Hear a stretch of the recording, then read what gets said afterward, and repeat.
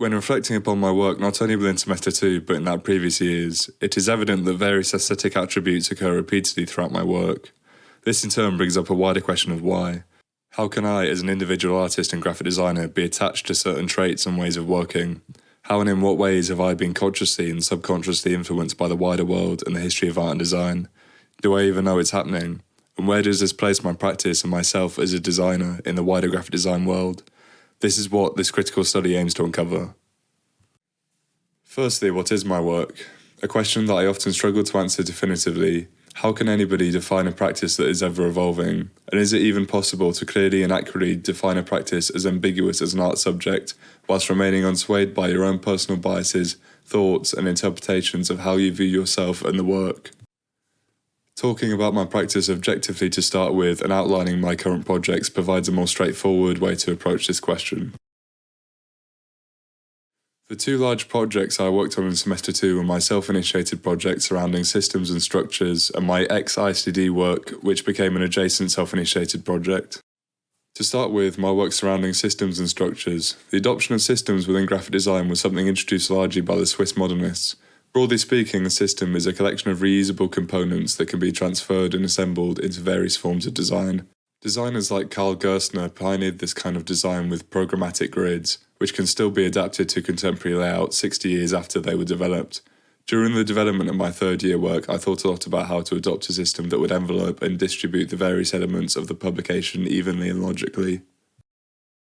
In addition to systems, structures for me represent the physical elements of my practice. The process of turning a design into a real-world object requires that I consider the form, placement, and procurement of the design.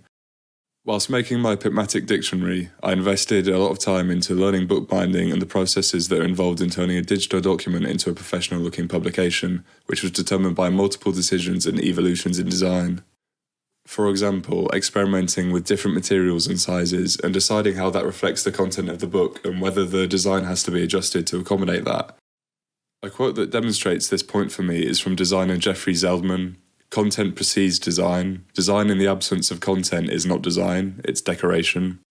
Aside from the tangible characteristics of my work, structure to me also denotes the more visual, stylistic, and artistic aspects of graphic design that are harder to be regulated using systems. What kind of imagery is used in a project, and what methods and artistic techniques, if any, are employed? What form does the content take? Moving on, how does the work I've made over semester 2 reflect these themes? I feel the best example is with my self-initiated work around Japanese metabolism. This was an architectural movement that emerged in Japan in the late 50s and early 1960s. Metabolism focused heavily on the idea of capsules and prefabrication, as well as the combination of architecture and nature through permanence and Shintoism, using these ideas as a basis to create megastructures that correspond with the environment. My reason for choosing this subject was to use it as a basis from which I could translate its principles into a graphic design setting. The idea of systems and capsules and modular systems is already something that has a lot of potential within graphic design, and the metabolists themselves saw design and technology as a denotation of human society. Parallels can also be made between metabolism and graphic design's modernist roots. I responded to the idea of modular systems by developing my own modular typeface, inspired by the metabolist movement. As with my work on brutalism in semester 1, I wanted to explore how both the aesthetics and doctrines of the subject matter can be reflected within my own practice. As well as the typeface, I also designed a publication on the history and context of metabolism.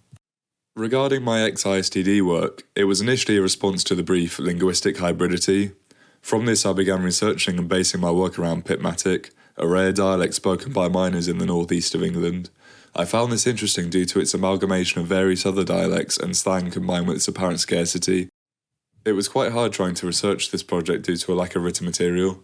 Nevertheless, the combination of the Pitmatic dialect, the vast imagery associated with the mining industry, and northeastern culture, as well as the work of artists such as Henry Moore's miners' sketches, provided a substantial and interesting project for me to pursue. In contrast with my self-initiated work surrounding metabolism, which is more modernist in its design approach and characteristics, the work I have made in response to the Pitmatic theme is far more messy and deconstructivist. This posed some difficulty in the process, as at certain points I felt lost as to how I should articulate these themes and ideas when I have a strong leaning towards modernist principles within my work, such as the use of grid systems and sans serif typefaces. However, the gritty and imperfect nature of the subject matter allowed me to embrace more physical and hands-on methods of working, with a heavy emphasis on print and mark making. The acceptance of these imperfections gives to the work an aesthetic and structure that reflects and builds upon the visual themes surrounding Pitmatic, those being emphasis on the dark, underground and gritty, as well as the bold, punchy and boisterous nature of the Pitmatic dialect itself. Now that my projects are laid out, it is interesting to identify the common traits that define my practice as a whole, where my work sits in the wider graphic design scene, what influences my practice and where it draws its inspiration. Retrospectively looking at my third-year work, I would summarise my practice as a modernist approach to design that is supplemented with deconstructivist approaches and is conducted with a heavy emphasis on the physical over the digital. This is probably the shortest summary I could give that included within it what I deem to be the three characteristics of my practice as it stands in Semester 2. Number 1, the adoption, use and/or influence of modernist principles and approaches to design. Number 2, the combination of the above with deconstructivist aesthetics and approaches. And number 3, a tendency to favour working, especially in the development phase, with physical and analogue techniques and technology. This conclusion, I feel, can be made merely by observing my work at face value. Without delving into the reasoning behind the aforementioned list, I feel that my work generally displays obvious characteristics that relate to these 3 points. Firstly, designers such as Brockman and Saul Bass have been significant in shaping my interest in modernist design. Bauhaus architect Walter Gropius and Art Deco designer William Dwiggins have also played a key part in this. In my work, I am generally drawn to sans serif fonts. In publications, I adhere to a grid system throughout, and I try to produce a hierarchy between the main components of my design, that being type, image, and physical media. Moving on to the second point, a lot of my work adopts grungy patterns and textures that interfere with and disrupt the type and image composition of the piece. Deconstructivism's adaptation of modernist design using these methods has been a consistent interest of mine. I often include elements of printed type and images that have been altered, fragmented, or mutated in some way, and in a lot of my work I openly adopt an approach that is openly accepting of imperfection. This area of my practice has been influenced by deconstructivist designers like Chris Ashworth and the Tomato Collective. This leads me on to the final part of the list. I capture these imperfections by utilising physical and analogue techniques. Printmaking is a large part of my work and is a source from which I gather many elements of my design projects. The originality and possibilities for experimentation that are available with good printing facilities make undertaking a project a possibility for furthering my artistic and printmaking skills, as well as my knowledge of how traditional graphic design is created and distributed.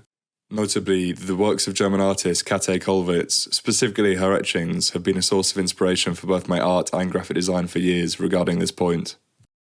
This process has helped me appreciate the intricacies of various aspects of graphic design, specifically typography. Learning things like analog typesetting methods means I can use these lessons in a modern context to aid my decision making.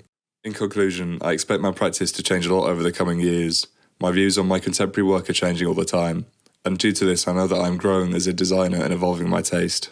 Whilst the aesthetic attributes I have mentioned may continue to be prominent in my practice, I hope that in another 3 years' time, my work will have progressed just as much as it has in my time at university.